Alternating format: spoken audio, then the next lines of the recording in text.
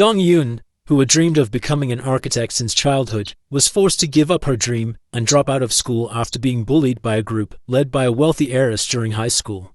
The ringleader of the bullying gang, Park Yeonjin, came from a privileged background and bullied Dong Yun for no reason other than finding it amusing. She even went so far as to press a scorching curling iron directly onto Dong Yun's arm. Yet, this inhumane act was quietly settled by the school simply because her family was wealthy, and the bullies faced no punishment at all.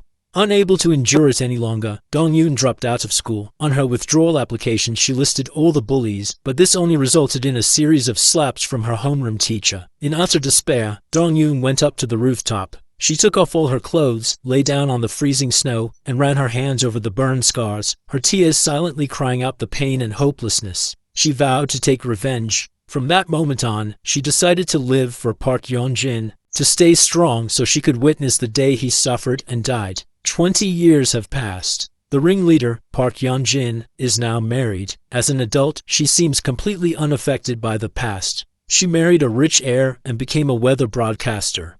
But her arrogant, unruly personality hasn't diminished. In her world, money solves everything.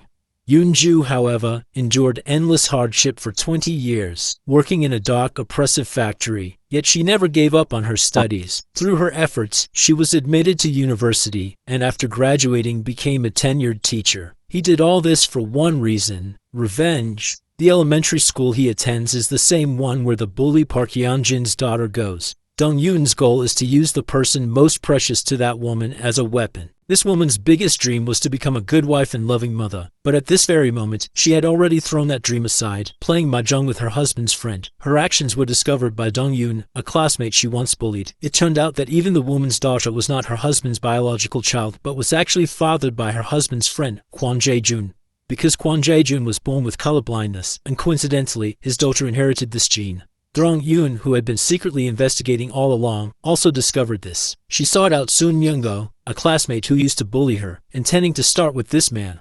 Although Sun Myung-go didn't have much money, he had always been running errands and acting as a lackey around Kwon Jae-jun. He worked himself to the bone without ever being treated well, so naturally he had built up a lot of resentment. Dong Yun told him about her plan for revenge, hoping to tempt him into joining, and promised that he would definitely benefit from it afterwards. Soon, following Dong Yun's instructions, Sun Myung-mo rummaged through Kwon Jae-jun's trash, found hair, and used it for a paternity test. This would give them leverage over Park Yeonjin. While dealing with Park Yeonjin, Dong-eun also couldn't forget the slap her homeroom teacher had given her. It turned out that when she was bullied by the elite group, the homeroom teacher not only didn't stop them, but even joined in punishing her. That day, Dong-eun first bought a bouquet of flowers, then went to her former homeroom teacher's house and told him that she was Dong-eun. Hearing the woman's introduction, the man was stunned. At that moment, the man's son came home. Dong-eun greeted him warmly, calling him senior. She had already gotten close to the homeroom teacher's son in private, all in preparation for this day, to personally reveal their relationship right in front of the homeroom teacher. Meanwhile, Park Yeonjin received an invitation from her high school to present an award. She took the opportunity to invite the old clique to join her. The group gathered in the same gymnasium from back then, which had also been their secret base for bullying classmates. But what they didn't expect was that Dong Yun, the one they used to bully, walked over to them. The group looked at him with great curiosity and in a mocking tone asked, "You didn't even graduate from here, so why did you come?" But Dong Yun didn't care. He said he often came by to look, and was happy to see so many familiar faces today. He even asked Park Yeonjin how she was doing, and his approach made her very uncomfortable. And Dong-eun also stated bluntly that not a single step he took to get here was a coincidence. His journey was filled with pain and struggle, but seeing you like this today, he finds it truly fascinating. But how could such verbal intimidation possibly scare the arrogant Yeonjin? Who would have thought that just as he was about to leave the classroom, he suddenly learned that his high school homeroom teacher had passed away, and that Dong-eun had just visited him a few days earlier. This made Yeonjin suspicious. Could it have been Dong-eun who did it? It turned out that on that day, the homeroom teacher's son found out that his own father was actually one of the masterminds behind forcing Dong-eun to drop out of school back then. If his father's involvement in the bullying were to be exposed, as a direct family member, he would definitely be affected. Would all his hard work to become a civil servant go to waste? To keep Dong-an silent, despite knowing his father was severely allergic to lilies, he filled their home with 1,000 fresh lilies, suffocating his own biological father. Afterwards, he even put on a show, crying his heart out as if devastated. The next day, Dong-an arranged to meet with the school doctor from her high school days. Whenever she was hurt, the teacher would always be the first to show concern for her. The purpose of their meeting this time was to thank the teacher for sending her the photo of Sushi. Sushi was also one of the students who was bullied by the wealthy clique back then, but she didn't make it through at such a young age and passed away. Although the police always ruled her death as a suicide, Dong-an clearly saw that the girl was killed by someone else that day. Afterwards, Dong-an sought out Mingru and obtained from him the supplier invoices for the illegal transactions made by Lee Sara, a member of the clique, as well as background information on the man Choi Huyan wanted to deal with.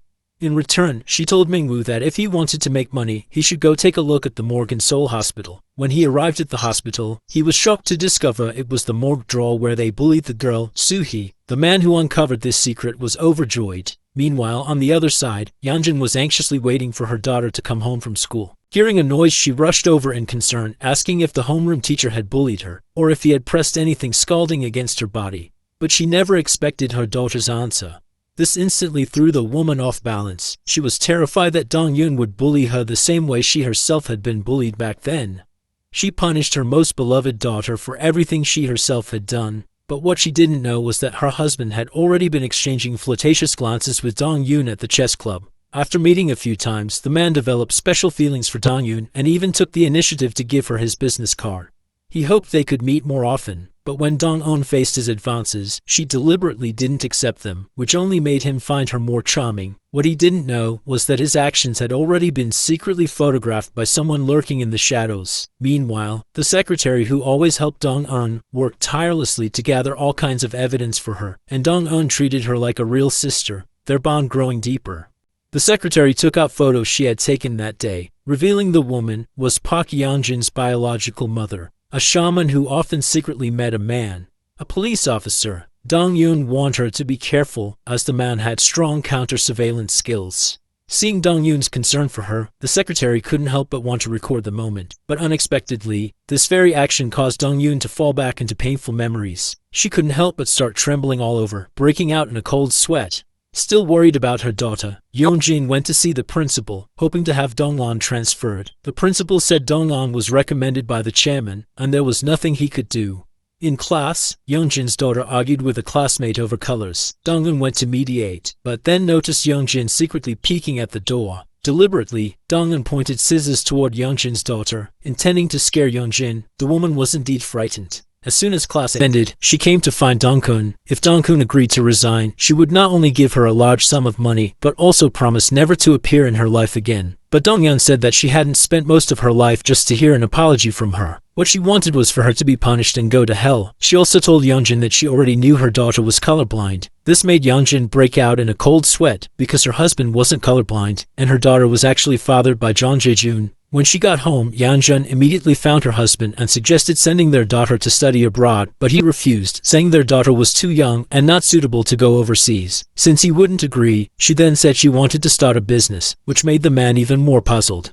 Meanwhile, the clock took advantage of Kui Woo-yeon's destruction to secretly swap his phone, and then gave both the phone and the password to Dong-yoon. While praying in the church, Sarah looked up and was surprised to see Dong-yoon sitting across from her, staring intently at her. Afterwards, he planned to continue humiliating Dong-eun just like he did when they were kids. But Dong-eun wasn't afraid at all. She even directly named the type of marijuana he used, then threw a black package at him, ordering him to fill it with cash within half a month, and she specifically demanded US dollars. Dong-yeon texted Ru Jung, who had always had a crush on her. He's a doctor at Seoul Hospital, and she wanted to learn about a medication through him. He was overjoyed to receive her text. Seeing a message from his goddess, he asked to meet and discuss details. Soon the two of them met in a garden. This medication was a miracle drug for treating erectile dysfunction. Ru Jung told Dong-eun, instead of someone who needs medicine, why not choose someone who doesn't? One in front of you. Dong-eun said the medication was just an excuse. She admitted she wanted to meet him to apologize for her previous rudeness. This man is about to die, yet he's still leisurely picking out clothes, fantasizing that once he gets the money, he can take a trip to Paris. It turns out the man learned from Dong-en that someone from the bullies had killed a classmate. The classmate, Yoon Soo-hee, was also a victim of their bullying and abuse. She didn't commit suicide. Instead, one of them staged her death to look like suicide. Dong-en told him he could use this to blackmail them for money, but what the man didn't know was that Dong-en had already foreseen he would be eliminated early. Sure enough, the man died just a few minutes later. Meanwhile, Yeonjin, as Dong-en carried out a series of revenge plans against the clique, finally realized that this woman was no longer the helpless lamb she once was. No longer so skeptical, he even went to the place where his mother often prayed. His mother could see his pain and wanted to help him solve his problems. But at this point, Yeonjin no longer dared to provoke Dong-en, afraid that he might do something to her precious daughter. Meanwhile, the assistant Moon-shu discovered that Sun Mingwoo was missing and kept asking whether this had anything to do with Dong-en, but this was clearly crossing the line. Even after hiring a shaman for an exorcism, Yeonjin still couldn't feel at ease about Dong-en. She kept searching backstage, afraid Dong-en would post about her past school bullying on the company forum. As she felt anxious and afraid, she overheard colleagues gossiping, saying she became a host thanks to her husband and needs others to rise her weather reports. Yeonjin heard every word clearly. Already in a bad mood, she became extremely furious at this point. She walked up to the woman and told her that the company only pays her 2 million won a month, while her husband has spent at least 200 million won on the radio station. That night, he met his mother's new boyfriend, planning to use his police identity to investigate Dong-eun. Meanwhile, Dong-yoon found out through her best friend that Sun Mingwoo never responded, so he was likely taken out directly. So he reconsidered his plan, wanting to play the trump card he had in his hand directly. That trump card was Yeonjin's husband, who was worth over 100 million. Ever since his repeated encounters with Dong-won some time ago, the man's mind kept recalling her face. On the other side, Sarah was in unbearable pain from drug withdrawal after Mingwoo's sudden disappearance. Late at night, Yeonjin's husband received a photo sent by Sun Mingwoo, showing her and Dong-yoon together at a convenience store. The man immediately called her using the number on the business card, but no one answered. So he went to Jeon Jae-jun, their man's boss, hoping to find out Sun Mingwoo's whereabouts from him. But at that moment, Jeon Jae-jun didn't take him seriously at all. Some time ago, he received a toothbrush secretly sent by Dong-yoon, had a paternity test done, and discovered that Yeonjin's daughter was actually his own biological child. Meanwhile, Ju Yo-jong, who was so fond of Dong-yoon, even quit his job at the hospital for her, planning to open a small clinic wherever Dong-yoon was. Seeing the man's genuine feelings for her, Dong-woon confided in him about the abuse she had suffered over the years and revealed her plan for revenge. After learning the truth, Ju Yo-jong hoped Dong-yoon could let go of her hatred, but how could Dong-yoon easily give up after all the pain she endured? She took off her clothes, revealing one by one the scars she had tried to hide all these years, showing them to the man she loved. A man attends his beloved daughter's parent-teacher meeting, but to his surprise, his daughter greets his wife's friend. This wouldn't be a big deal, but a few days ago his wife's gesture made this cautious man suspicious. He suspects his wife is having an affair with this man. The man even comes over and says some inexplicable things. The husband didn't want to pay him attention, but the man went on saying, "I've even looked at places on your wife I shouldn't." This instantly made the husband feel like he was fooled.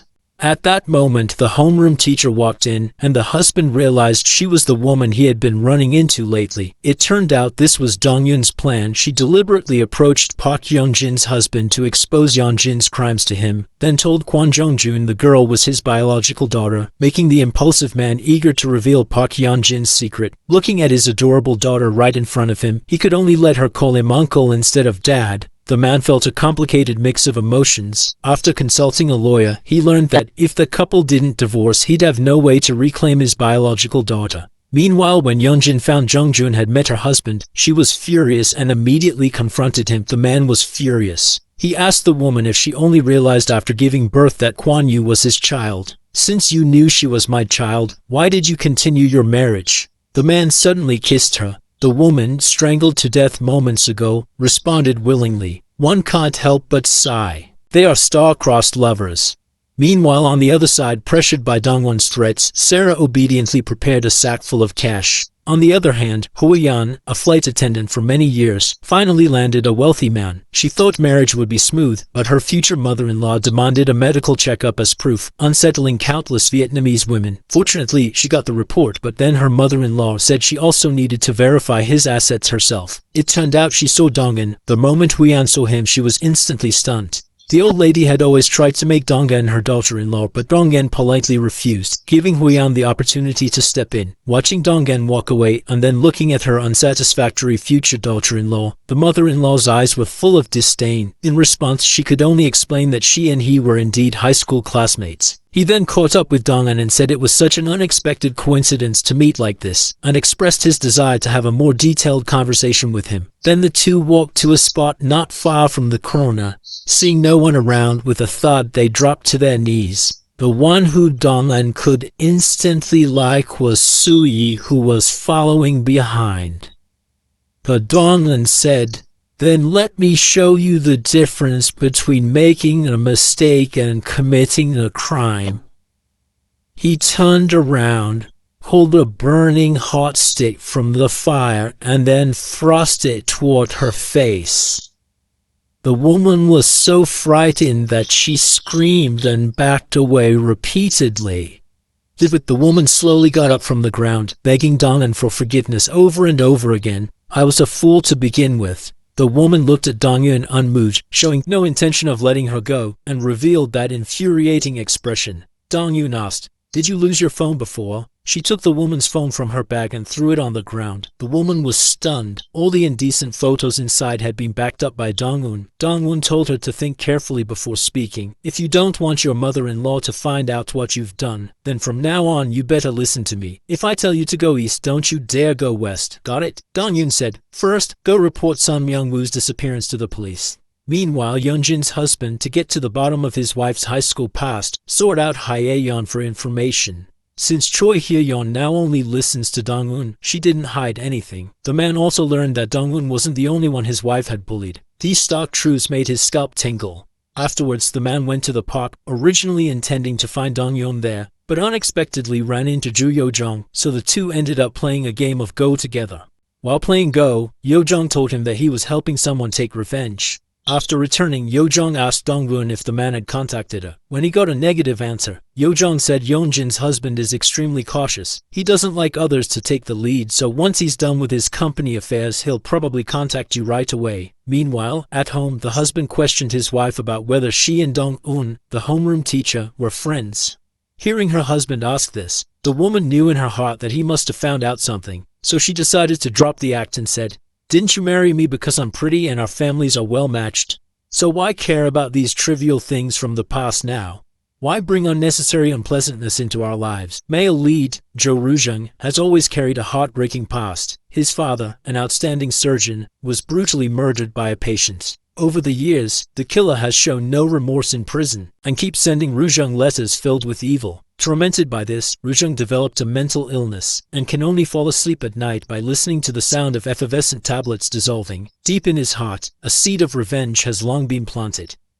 Meanwhile, Yeonjin, who was nearly driven mad by Dong'an, finally managed to find out Dong'an's home address. But what he never expected was that the woman had been living right across from his own villa all along, watching his every move every day. At the same time, her husband was meeting Dong'an in the park. After a series of inquiries, the husband finally realized that Dong'an had approached him on purpose. Yet, instead of getting angry, he actually felt sorry for this woman who had suffered so much.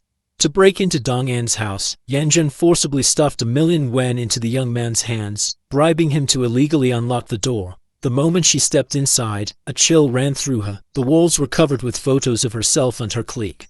At that moment, she suddenly heard footsteps behind her. She thought Dong'an had come back, but when she turned around, she saw her own husband. Seeing her husband, Yeonjin asked him why he was with I. "Could it be that you and Dong'an are together now too?" After hearing Yeonjin's words, Hee Do-ying replied, "I'm just curious about you. There are so many photos of you in this room. I thought you were the main character here." Before Yeonjin could respond, Hee Do-ying pressed further, asking, "Yeonjin, have you ever cruelly bullied or even committed violence against others in the past?" After Yeonjin left, Hee Do-ying looked at the photos on the wall. One of them caught his eye. It was a picture of his daughter with Kwon Zaijin. Meanwhile, on the other side, Sarah told Kwon Zaijin she has been summoned by the police. The Sun Myung-woo disappearance case is now a drug case, so police need Sarah to cooperate. Not only is Sarah being investigated, but police have also come to see Kwon Zaijin. When questioned, Kwon Zaijin said he didn't know anything. When police asked if Sun Mingwu had been in contact with anyone, Kwon Zaijun handed over He Daoying's name tag. The next day, at Yanjin's company, Dongwon went to see Yanjin about her door being pried open. Yanjin remained arrogant when facing Dongyun again. Dongyun made her intentions clear, producing evidence of Yanjin's past crimes, intending to force her to turn herself in. This was also the last chance Dongyun was giving her. To Yanjin, Dongyun's actions were nothing short of an insult. Not only did she reject Dongyun, she even told Dongyun to thank her. In Yanjin's view, it was her bullying that gave Dongyun the motivation to become a teacher. Seeing Yanjin's attitude, Dongyun smiled. Knowing she wouldn't obediently turn herself in, she came to witness Yanjin's reaction, to feel no guilt about her next revenge steps. That evening, Ha Do-young learned Sun Myung-go was missing. His subordinate also brought him a USB drive, through which Ha Do-young discovered Yanjin and Jeon Jae-jun's relationship. Looking at Jeon Jae-jun's photo with his daughter, and the identical clothes in the locker room, Ha Do-young realized the daughter he raised wasn't his. Because her previous residence was exposed, Dongyun accepted Ju Yojong's invitation to move in. Ju Yojong's caring and concern stirred something in Dongyun's heart, and the feelings between the two gradually deepened. In order to help Dongyun get her revenge, Ju Yojong went to see his mother. He told her about his feelings for Dongyun and his desire to help her with her revenge. Seeing her own son join forces with the woman whose husband had been killed by a psychopath, his mother chose to support him. But she had one condition: to be careful and not get caught. With his mother's support, Ju Yojong went to the morgue where So-hee's body was kept, but So-hee was nowhere to be found. After making some inquiries, he learned that the hospital director, who was also Ju Yojong's father, had, for some unknown reason, already moved So-hee's body to a freezer for preservation. Officially, it was recorded as being stored in the morgue to keep up appearances for outsiders. Since being threatened by Dongyun, Yanjin became restless. He went to find Kwon Zaijun and the others, hoping to discuss countermeasures, but they all insisted that the evidence had nothing to do with them. Seeing the way these people acted, Yanjin laughed.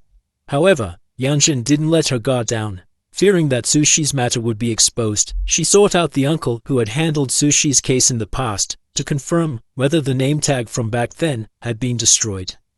The uncle replied that after the young Dongyun reported the incident, he took out the name tag and handed it to your mother, who destroyed the evidence immediately. Hearing this, Yanjin felt relieved.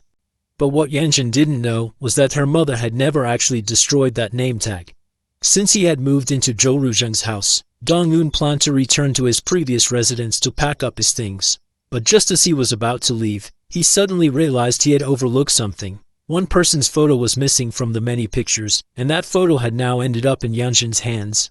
Moreover, Yanjin also found the aunt who had always been helping Dongyun.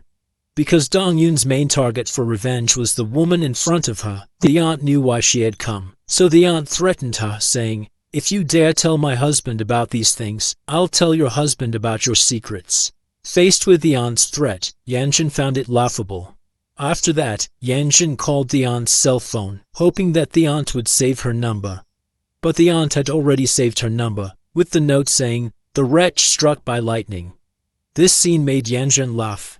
To get the aunt to cooperate, Yanjin revealed all information about her daughter. Not only that, Yanjin also promised, "Whatever Dongyun can do for you, I can do as well." She assured aunt that she could take care of her husband as soon as tomorrow. After Yanjin left, the woman hurriedly took her daughter and escaped. She no longer cared about Dongyun, who never saw her again. Despite numerous calls, she only got a message saying the phone was turned off. The next day at school, Dongyun called Choi Hye-yeon, needing her help to lure Yanjin to a certain place, Jo Rujung's plastic surgery clinic. After hanging up, Dongyun received a message from a colleague. When she arrived at the parking lot, the last woman she wanted to see appeared before her. After Yanjin met with the aunt last night, he went to find Dongyun's mother. Yanjin bribed the woman with a large sum of money, aiming to have Dongyun's mother cause trouble at the school so that Dongyun would be expelled. Following Dong Yun's instructions, Choi Hye-yeon lured Yang Zhen to the plastic surgery clinic. In front of Zhou Ruzhang, Choi Hye-yeon revealed Dong Yun and Ha Do-young played chess together, even saying the bag she held was bought by your husband. Yang Zhen was furious. Before leaving, Zhou Ruzhang told her if it rained and she had no umbrella, she could come here for shelter. That night the aunt finally appeared in front of Dong Yun. It turned out that all of this had been planned by Dong Yun. When Dong Yun noticed that a photo was missing, he immediately informed the aunt. After learning about it, the aunt took out another phone in advance and turned it off. As for the things she said to Yang Zhen, it was all just an act. At Ha Do-young's home, Yang Zhen apologized for her previous attitude. In the past, Ha Do-young might have forgiven her, but now that he knows most of the truth, he can no longer give Yang Zhen another chance.